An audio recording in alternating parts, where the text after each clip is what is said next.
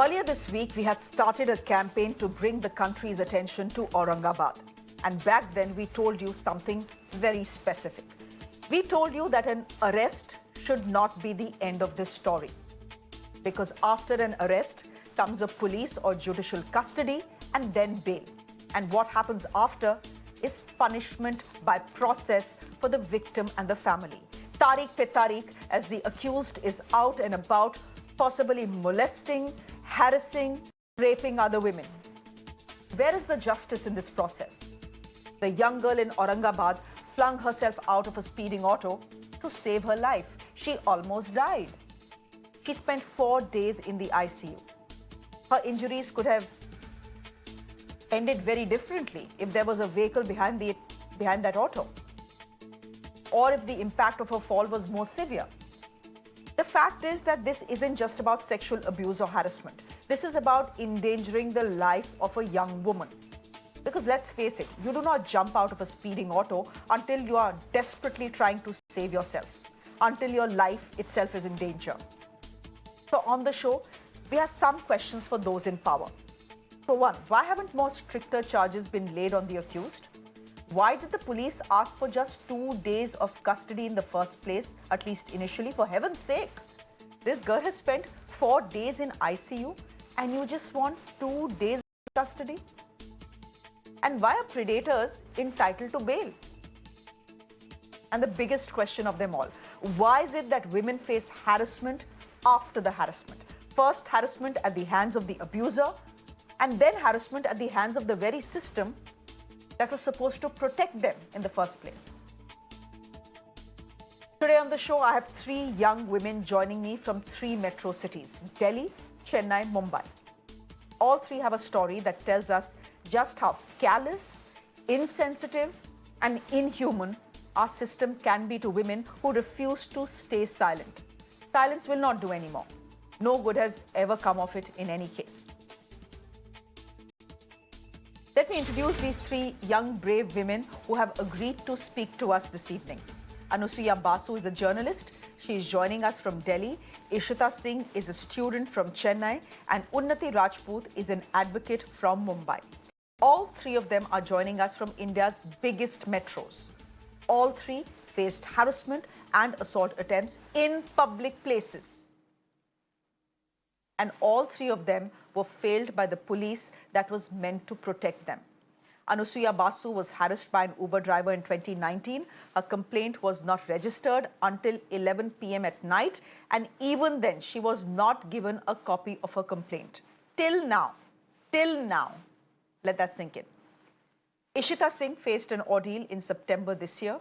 An auto driver sexually assaulted her in Chennai. When she called the police, there was no response. It took 30 minutes for the cops to turn up at the scene. And even then, they first refused to register her complaint. Why? Because there was no female officer in the station. Eventually, this young girl had to file her complaint outside the station on the street. Yes, outside on the street. There you have her. And our third guest today is Unnati Rajput from Mumbai. She was harassed and she was assaulted on a local train. When she complained to authorities, they made insensitive remarks. In fact, their response compounded her trauma. Like I said, all 3 of these women had similar experiences. First, they were failed by society, and then they were failed by the system that is supposed to help them when society fails. So to all 3 of you, first let me thank you for coming and being brave enough to share your stories, because it's very important for everyone in this country, every woman in this country, to speak up every time a woman is harassed. Unnati, I'm going to start with you. You're joining us from the city of Mumbai. You're an advocate yourself. Tell our viewers what had happened, and to you, what is it that still stays with you from that incident? I believe that something that actually affected me the most was the fact that I was just on my way to work, and there, it was baffling the way that nobody even stood up for me. When I went to complain about the incident, uh, it completely, like, it was, the police was not sensitized. They were not aware of how to handle such complaints. Nobody was aware of the fact that there is the concept of the zero FIR, wherein a person can lodge a complaint in any police station. If I wasn't aware of my rights, for a student or for a younger woman, it's going to be very difficult because she would have no idea of the fact that there are a lot of rights that we have as women when we file such complaints. The whole problem being that even the cops were either not aware of these rights, or they were just either ignorant about it. It's just uh, extreme lack of, like, the it's anger actually, because we we do have laws in place, but the enforcement of it is the real problem. So, Unnati, you're telling me that what stays with you from that incident is anger. Can I just take you Anger. back to the time when it happened, and could you tell our viewers what exactly had happened? So I was on my way to work. I was in the local train. I was in the first class ladies compartment, and a man just jumped, harassed me, and left. This was 10 a.m. in the morning.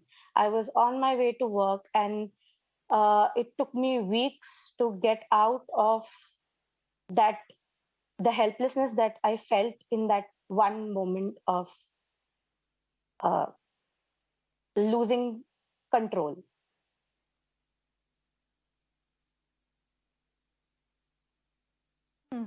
Uh, you're saying took you weeks to process it. Did you go to the police almost immediately, or did you Yeah. wait for a time? Did you wait for yourself to process what has happened and then go? And what was their response? You're saying what you saw was shocking. That there was an extreme unwillingness to even lodge an FIR. Could you tell me some of the things you remember from that day, the day you went to the police to file an FIR, and what were some of the things that was said to you? So I immediately walked into the police station.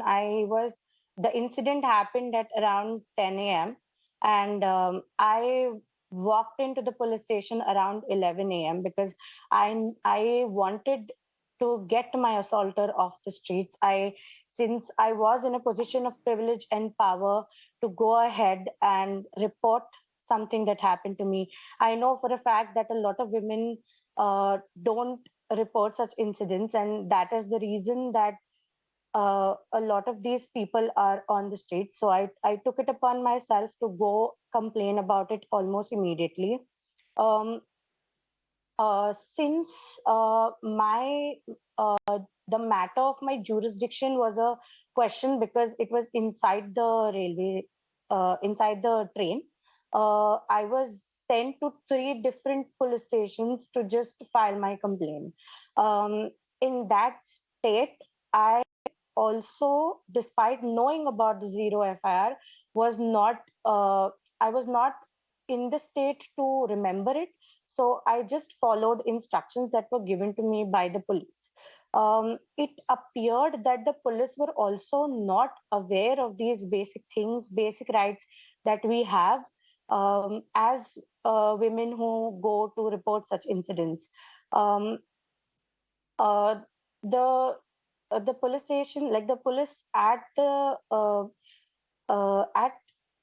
the jurisdiction where I finally went, were insensitive in the sense that they treated my matter as any other matter, like they treated it as any other crime. And while I understand that it's a daily routine for them to see a lot of such cases, it's not right to treat such cases without basic sensitivity. I feel that there needs to be some guideline in place that at least tells cops about uh, handle these matters, sensitizes them, because I wasn't even given a glass of water. When I reached the police station, I was in tears and uh, looking very, very distressed. And uh, although the process was also very long drawn, I've it took me 3.5 hours to just register my complaint. I came home, and since I had a Twitter following, I put in a thread about the lack of sensitivity that the police showed me. And it was actually shocking that I had to have a Twitter following for my complaint to be taken seriously. Um, After my thread went viral, it was then when my complaint received a lot of attention, and the authorities immediately responded. And after that, things have been easy. But the fact that I had to, despite staying in a metro city, despite having a lot of privilege, despite being educated, despite being a working uh, independent woman, I had to have a Twitter following for my complaint to be taken seriously. Um, it Wow. it's not right that we have to have certain things in place, certain uh, a certain background in place, that we get attention to these complaints. Like, what if I am Wow. from I'm a very young girl who doesn't know her rights. Like, what about those people those women, those people who genuinely don't know what is to be done in these things? Mm, If somebody like me, who is a practicing advocate, can go through something like this, uh, it's shocking that I can't even imagine what other women in the country face when they go to report such incidents. That is the real crime, actually, I would say. That a woman has already gone through a certain trauma. Ishita Singh, you're joining us from Chennai. That a woman, a young girl, has gone through a certain trauma. You go to that system that is help, that has been set up to protect you. They haven't been able to protect you, so they have failed on one count. And then they are supposed to do something about what has happened to you, and yet the process becomes a punishment for women in this country, like it did for Unnati Rajput. Unnati, I'm going to request you to stay on with us because I want to get Ishita in as well. Ishita, you're joining us from Chennai. And what happened to this young NEET student in Aurangabad?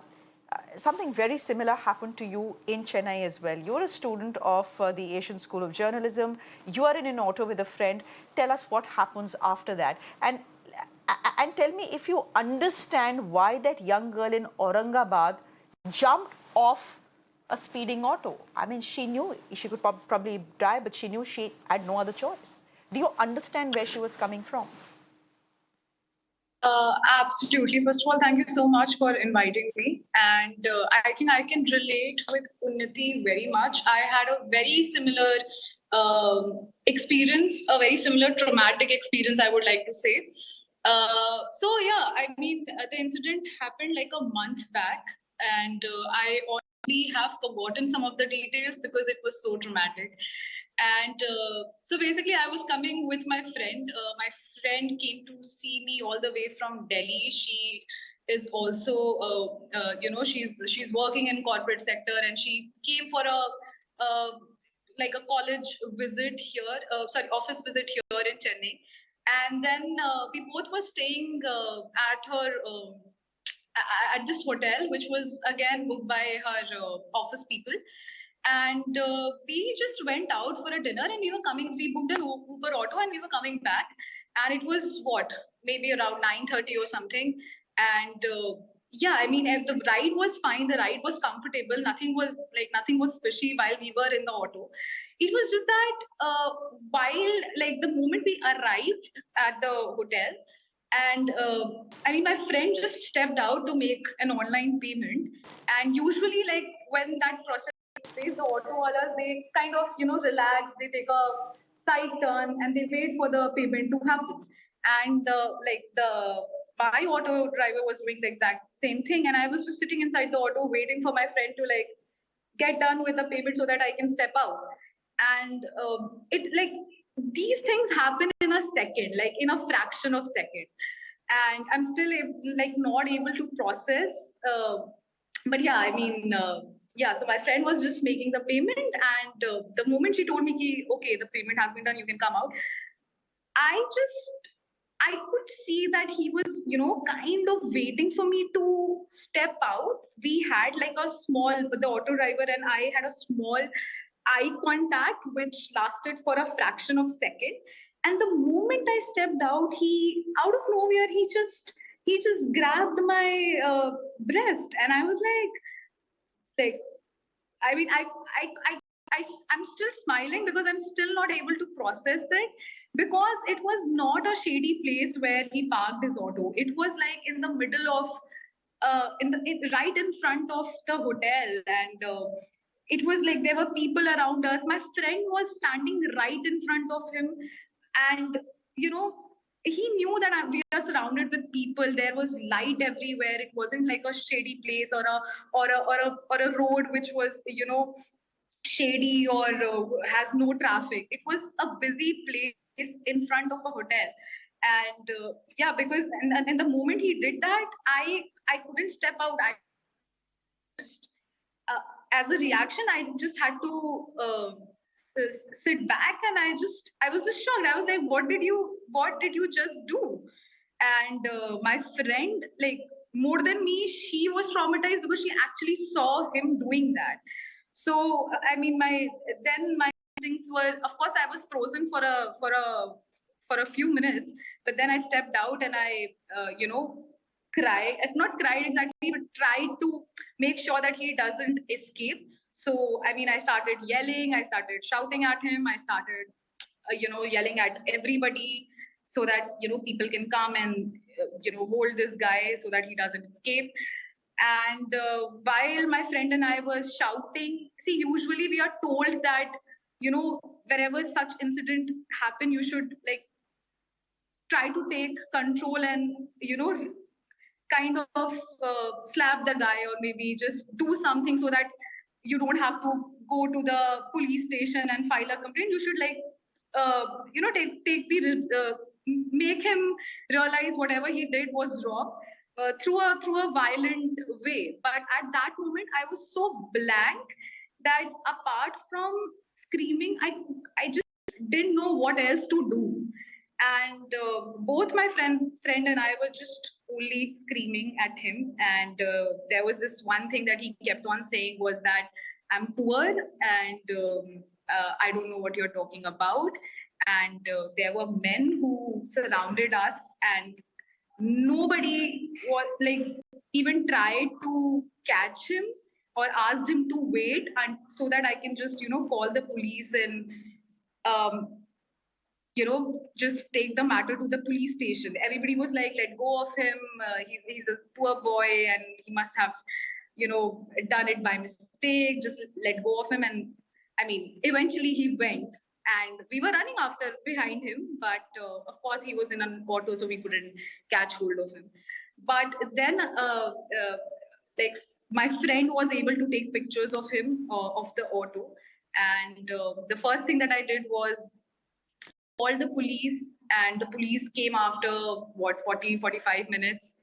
And yeah, I mean, then we were told that we are not allowed to step in the police station because there are no women.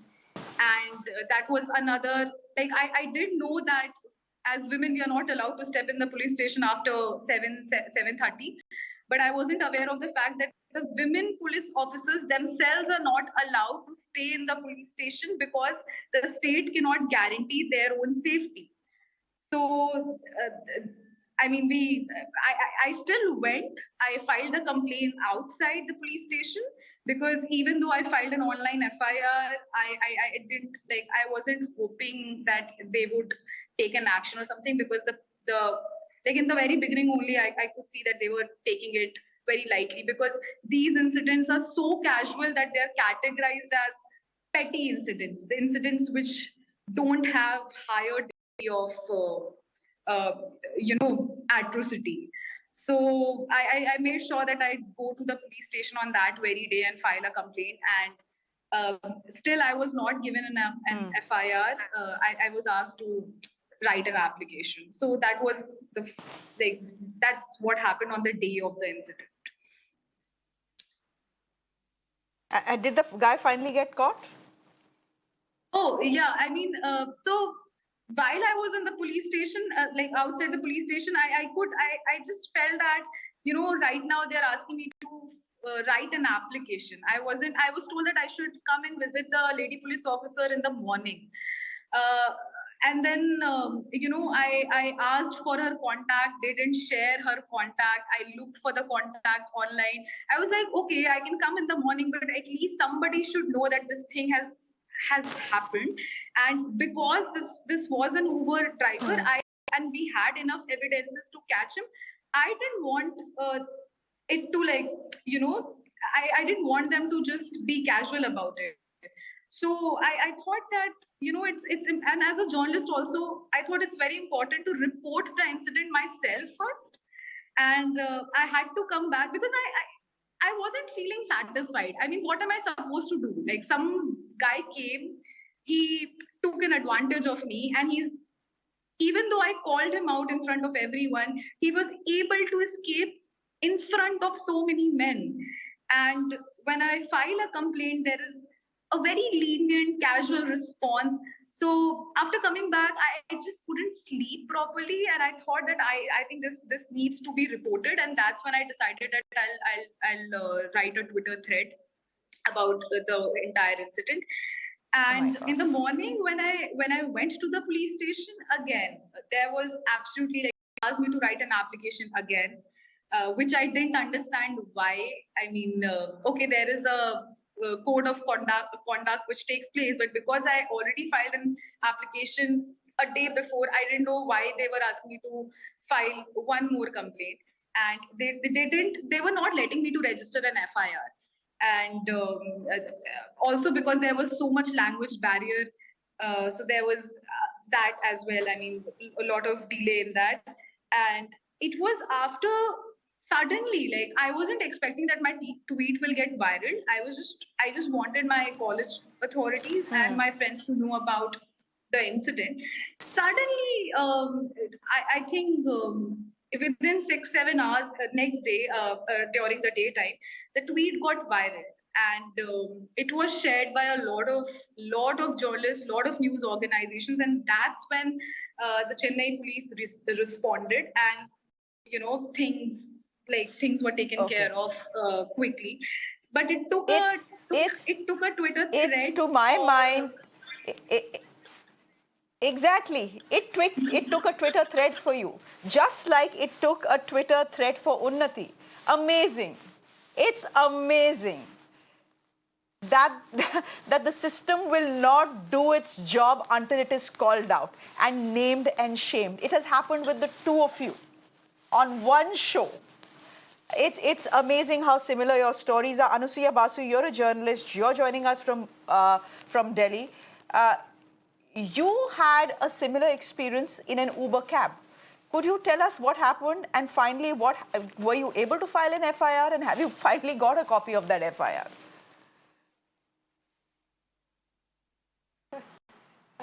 No, I have not got a copy of the FIR. I was working with the UN at that time, and for some reason, the regular pick-up and drop service kind of, there was a problem, and we were asked to report to work because this was the COP,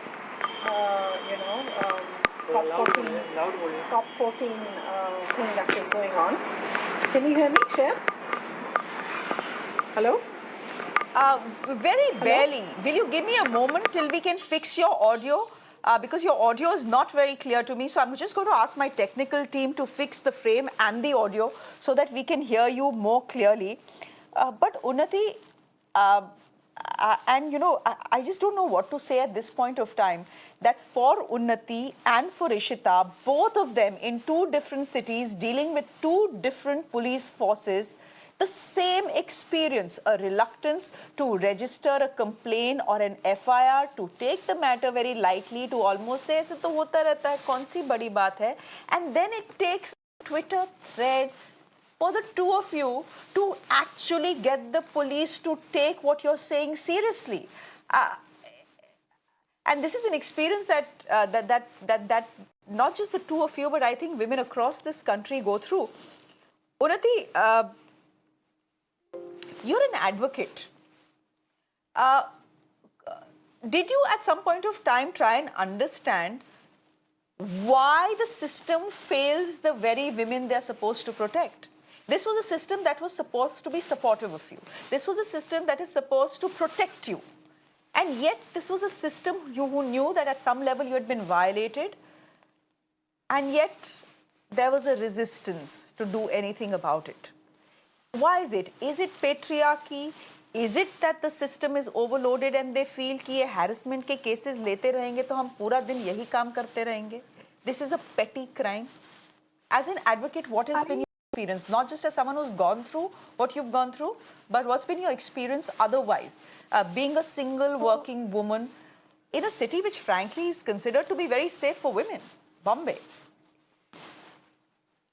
I feel that first of all, there is always a reluctance on the survivors to report such cases, because of which a lot of such cases are hushed up right at the beginning. Like, there are people who just don't report it because court kachari ke chakkar mein kaun padega. That is the first thing that comes out of everybody's mouth. And as survivors, I can understand that, that not everyone has the time, the energy, and the resources to go ahead and file a complaint like that. When a complaint like that reaches the cops, I will talk about my personal experience, and I'm not sure if the same would be for women across the country. But what I noticed was there was just lethargy. Like, they thought that it was a very big matter. It wasn't taken as a petty matter, actually. It was basically them treating it as a कि अरे बहुत बड़ा matter आ गया, बहुत time जाएगा. I actually even saw them sending away a few people who had come to register other crimes there, and they said कि नहीं नहीं आता मोठा मैटर आला, like matter is here, and like a very big matter is here, so you guys have to go away. You can come and register your complaint tomorrow. I feel that I feel the major reasons for this could be, other than basic lethargy, would be that the cops are overworked. They are not aware of the rights that women have in such cases. Cops are not sensitized कि ये matter में हमें ये specific चीजें और ज्यादा करनी है. We need to make sure that the woman who has come to complain something like this needs to be comforted first. She needs to be told what her rights are. The major thing that happened to me, like the major thing that irked me personally, was that nobody told me what was going on. Nobody told me कि ठीक है अभी आपने identify कर लिया CCTV पे, उसके बाद we will be taking your FIR. Your FIR would be taken in this room so that you can talk freely. Nobody told me any of those things. I was sitting there clueless. I wasn't aware कि अगला क्या होगा. I knew procedurally क्या होगा because I've studied it in law school, but I wasn't aware कि what is going on with the status of my complaint being taken. I feel that it's treated at some point it is treated as a regular complaint, and at some point to others it is shown कि ये बहुत ज्यादा time consuming complain है, तो आप अपना complain बाद में देना. I don't understand the reasons of it, but I feel that people are just overworked. Okay, Anusia, that cannot be an excuse, you know. That cannot be an excuse. And you spoke about feeling anger, that the one thing you remember from what happened to you is anger, not just the harassment, but what happened after that. Probably Ishita feels the same. And both of you have spoken about how it took a lot of time for you to process what has happened. Anusia Basu, you're a journalist, you work in Delhi, and you were assaulted in an Uber cab. Tell us what happens after that. I mean, if you want to speak about what happened, it happened in 2019. What happens after that? Yes. Well, I've been listening to my young friends from Bombay and Chennai, and I completely understand, their anger and disappointment. But let me tell you that I'm beyond that. I'm now in the phase when I'm very cynical about the system and about the protection, so-called protection that the police is supposed to afford us. 2019, I was an unsuspecting victim. I took an Uber cab from Greater Noida to travel back home after a very, very hectic day's event at COP14. It was a very important event, and I was the information officer working with the UN. And I got into the cab with a colleague from Manipur, who is a much younger, person, almost an entry-level person. And the Uber driver started abusing him, directing comments at him, some very vile comments about, broad comments about people from the Northeast and, things we can't mention on air. And because I'm a Bengali, I could understand what he was saying, because he was on a phone with someone saying that, I have somebody from the Northeast and possibly I have a Bengali sitting in the back seat. So I don't think, I'm going to do much work today, because having two people from the Northeast is jinxed. I don't know how he figured out that I was from the Northeast, because I wasn't, and I, of course, didn't discuss it with him. So for a while I held, I held back. I didn't say anything. And then finally, because he got so vile, attacking this guy, and he was using all kind of, expletives, which I could understand as a Bengali, because he was speaking in Bangla to somebody on the phone. So I kind of just restrained him and said that, Bhaiya, aapko koi problem hai hamare se? So he immediately turned back while he was driving and he said, I'm going to dump both of you guys on the highway if you just don't shut up. So I said, but we haven't caused you any harm, so why don't you just drive us to where we have to go? And then he muttered. So I had a feeling that he was from a very unsound mind, and I didn't want to aggravate the matter. So Sixth Sense told me that I should change my location, because I did not want someone, who was already using this kind of language and so aggressive to know where I lived. And I'm a single professional. So I indicated to my colleague in our language that just hold on, let's get to Delhi and we might just deboard halfway. But he was very sharp, he figured that out, and he started creating a ruckus while inside the car, slapping this fellow, who was in the passenger seat, and I was in the back seat. So because it was Delhi, I was a bit confident, and I said, I'm going to report you to the police. And the moment this happened, he stopped the car and he grabbed me by my shoulder, trying to yank the laptop back from me. So we were close to the place where I stay. And, I was a bit emboldened by the fact that this was familiar territory. And, I pushed him aside and I got out of the car. By that time, he got out, and then I realized that he was actually quite a tall person. And he attacked me full scale. This is like a full scale attack. He pinned me against the car. He hit me. He scratched my neck. He was trying to yank the bag and the laptop bag. And to my surprise, a nice little crowd gathered and they were enjoying this. And I yelled and I said, please help. Can't you see what's going on? And nobody did anything. And then I don't know who it was. Someone just called the cops. And they arrived. And they kind of, when they arrived, they were not bothered that I've been hurt, that I was bleeding. I was bleeding from the nose. I had marks on my neck. My shirt was torn. They were more like, why don't we just call it off and ma'am, you go home and let's forget it. I said, no, I'm not forgetting it. He's an Uber driver, so we have to file a complaint. And when I pressed down on the issue of complaint, they had to agree, and very reluctantly. So I went to the police station, which, the area where I live. So the police station was under that jurisdiction. And by the time we went, it was like 2 o'clock. And I knew the officer in charge. So I called him and he said, I'm not there, but I'll have someone, register the complaint. And I was not able to write. I was so shaken and I was bleeding. So forget about even offering a glass of water. Nobody gave me first aid. Nobody even told me that they were going to take me to a medical hospital, because as a journalist, I know that you have to register a complaint and have your medicals done. So they were not interested. So someone just shoved a whole sheaf of papers and a pen, and I was not able to write. So I said, give me a computer, I can just type it because I'm not in a state to write. So someone took it down, and then this was their excuse not to give me the complaint. Till date, I have not been given the FIR.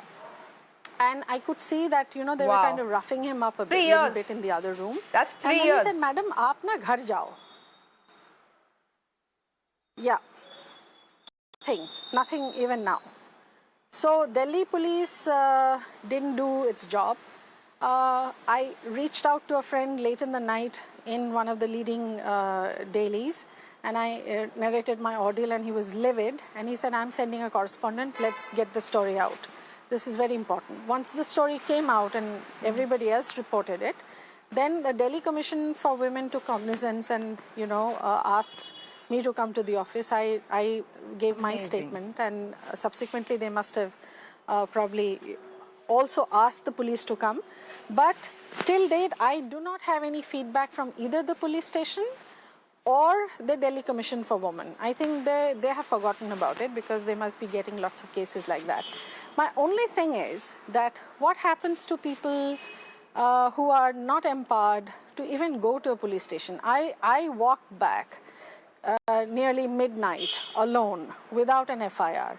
The cops were not bothered about my security. Anything could have happened between that time to the time that I reached home. I was injured, I was harassed, I was abused, I was bleeding. I was the aggrieved person. But the police for some reason just made it out to be something as if, this is just a small little fisticuff, some misunderstanding. Please pray tell me, how can I have a misunderstanding with someone I don't even know, and he is in service? I'm paying for that service.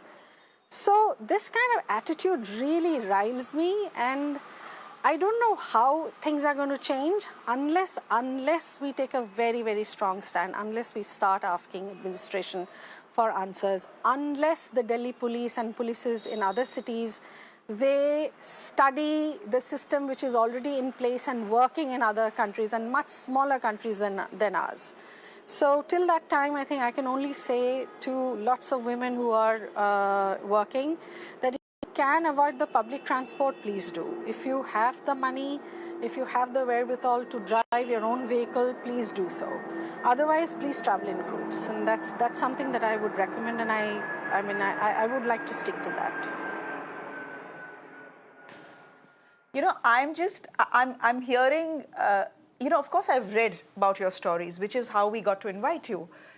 But what is stunning to me, what is something that has absolutely shocked and horrified me in the last 40 minutes that we've had this conversation, Anusuya, Ishita and Unnati, is the fact that all three of you have had exactly the same experiences. You're molested, harassed while while you're commuting from place A to place B. You are in crowded areas. You're not in isolated areas. You're in crowded areas where this happens. A crowd gathers where you're harassed, where you're molested, where you're beaten up. A crowd gathers. No one steps out to help you. At one point, Anusuya is saying she probably thinks that the crowd was actually enjoying what has happened. You go to the police, extreme reluctance to register a complaint, to say, chhod dijiye, jaane dijiye, let it be, etc., etc. And then it takes viral tweets and viral stories for the police to actually sit up and take your complaints seriously. My God.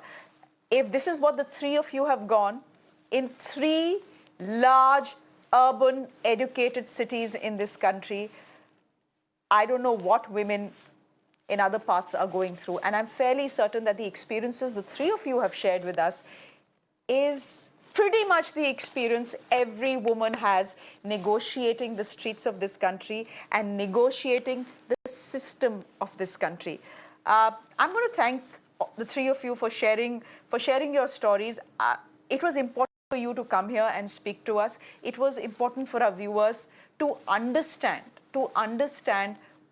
why we think that the entire national media should be right now focusing their attention to what has happened to that 17-year-old girl in Aurangabad. My heart breaks for her. Thankfully, she is fine. Thankfully, all of you are fine. You have taken away some lessons. What you have also taken away is a lot of anger at what happened. I can only say that I hope that the system somehow fixes itself. I know it's not going to happen, but I hope the system fixes itself and young women feel safe to step out and negotiate the streets of their own country. For heaven's sake, this is a country that has had a woman prime minister. It has had two presidents. The president who is currently serving her term is a woman. And yet we've had an Anusuya Basu go through what she has, an Ishita Singh go through what she has, and an Unnati Rajput go through what she has, and millions of women possibly in this country as well. I'm going to thank all three of you for joining us. Thank you very much. It was important for you to break your silence and tell the world and tell this country why it is important to speak every time a 17-year-old is forced to jump out of an auto to save herself from a molester. Thank you very much indeed. On that note, I'm slipping into a quick break on the show. We are keeping the conversation going, this time speaking to law enforcers on why these three women and women across the country face harassment not just at the hands of the abuser, but also at the hands